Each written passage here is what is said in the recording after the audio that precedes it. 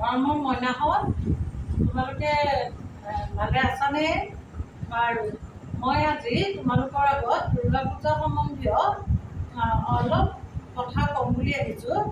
আজি ঠিক সাধু নহয়, এই ধৰ্মীয় আমাৰ যি পূজা, সেই পূজাৰ বিষয়ে অকণমান ক'ম দেই। তোমালোকে মনোযোগেৰে শুনিবা। এইবিলাক হৈছে পৌৰাণিক আখ্যান। এতিয়া শৰৎকাল।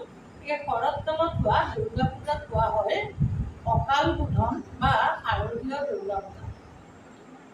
এই কথাটো মই এইকাৰণেই ক'ব লগা হ'ল যে আচলতে দুৰ্গা পূজা হয় বসন্ত কালৰ শুক্লা তিথিত হয় আচলতে।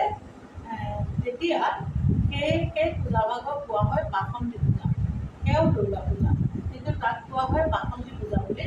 আৰু এতিয়া পতা শৰৎকালৰ যি পূজা, সেয়াক আমি শাৰদীয় দুৰ্গা পূজা বুলি কওঁ।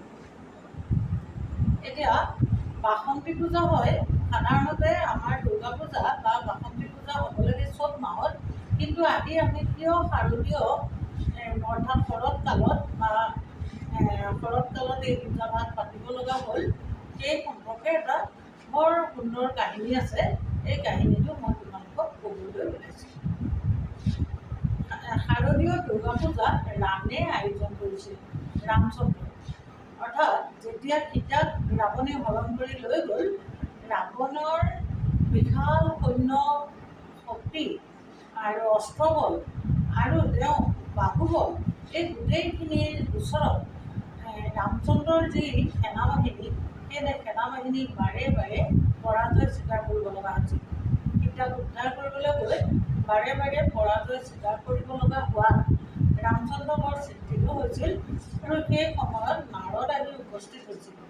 নাৰদে কৈছিল যে তুমি এক দুৰ্গা পূজাৰ আয়োজন কৰা, কাৰণ দুৰ্গা দেৱীৰ শক্তি অবিহনে ৰাৱণক বধ কৰাটো অসম্ভৱ। সেই উদ্দেশ্যে ৰামে দুৰ্গা পূজা মনস্থ কৰিছিল। আৰু সেই সময়ত বসন্তকাল পাৰ হৈ গৈছিল।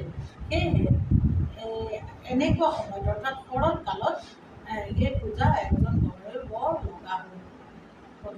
মানে পঞ্চমী প্ৰতিপদৰ পৰা মহালয়াৰ পৰা প্ৰতিপদ, দ্বিতীয়া, তৃতীয়া, চতুৰ্থী, পঞ্চমী, ষষ্ঠী, আজি ষষ্ঠী পূজা আৰম্ভ হৈছে।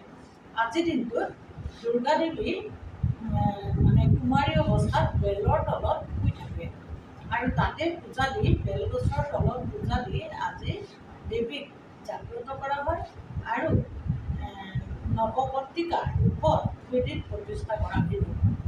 তাৰপিছত এই যে দুৰ্গা দেৱী পূজাৰ কাৰণে ৰামৰ যি আয়োজন চলিল, ৰামচন্দ্ৰৰ আয়োজন কৰিলে, দুৰ্গা দেৱীৰ পূজাৰ মনস্থ কৰা হ'ল, আয়োজন কৰিলে।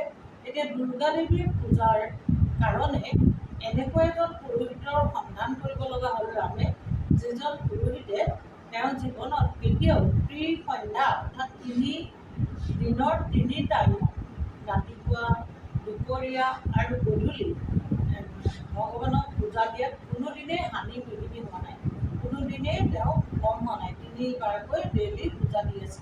তেনেকুৱা এজন পুৰোহিতহে এই দুৰ্গা পূজাৰ কাৰণে উপযুক্ত হয়। কাৰণ দুৰ্গা পূজা ভাগ বহুত জনা, বহু জ্ঞানী মানুহৰ দ্বাৰাইহে কৰোৱা হয়। গতিকে সেই দুৰ্গা পূজা কৰিবৰ কাৰণে যিকোনো পুৰোহিত আহিব নোৱাৰে বা কৰিব নোৱাৰে।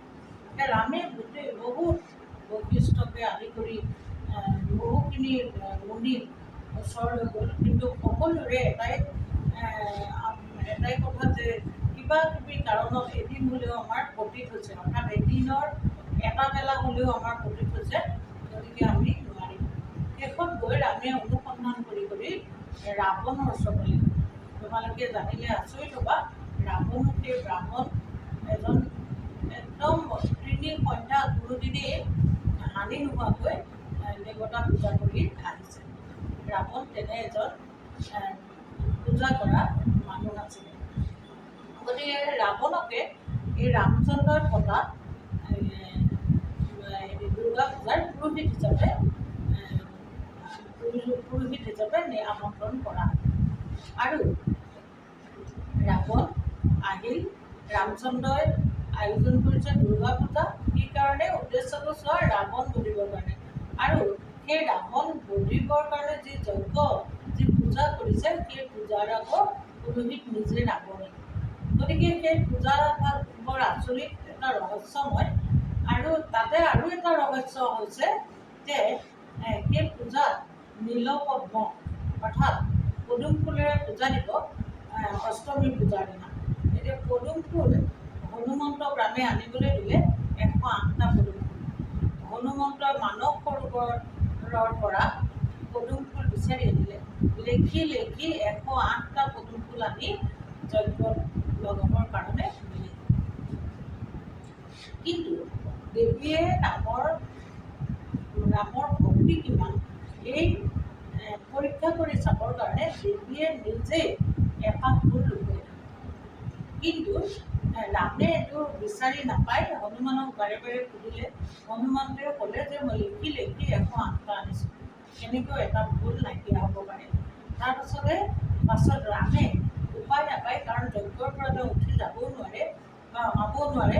গতিকে ৰামে শেষত নিজৰ এটা চকুৰে 108টা পদুম ফুলৰ হিচাপ কৰি পেলালে, যে তেওঁ এটা চকুকে দান দিলে, যজ্ঞ দি দিলে। সেই ভকতি দেখি দুৰ্গা দেৱী সন্তুষ্ট হ'ল।